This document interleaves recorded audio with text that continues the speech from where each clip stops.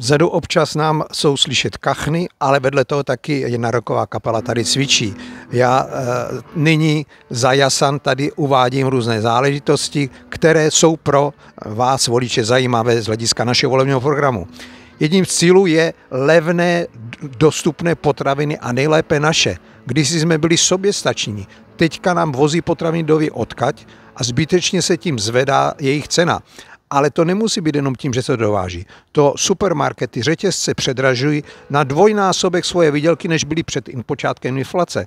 Stačí se podívat na letáky v Polsku a v České republice, třeba od Kauflandu porovnat ceny, od Lidlu porovnat ceny a to samé zboží, co mají Poláci vlastně hned tady vedle za naší hranicí, to samé mají i Lidlovci u nás v České republice.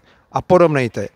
Ceny jsou zhruba o 50% v Polsku nižší než u nás. A dejme tomu, když bývají ty výrobky různých států na ukázku, bývají ve stejný den, ve stejné dny a tyto výrobky lze nejlépe porovnat, co kolik stojí. Stačí jenom to, když si vezmete, že obyčejné kuře u nás stojí 90 korun a husa v akci za 60 korun kilo.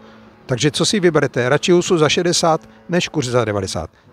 Srovnat leták je nejlepší a Jasan se postará o to, aby díky snížení cen energie, plynu i elektřiny byly nižší náklady na výrobu, ale zároveň taky skrouhnout daňově řetězce, aby neodírali a neposílali své zisky do zahraničí. A to jsou zisky z našich peněz, z našich. Takže Jasan číslo 3.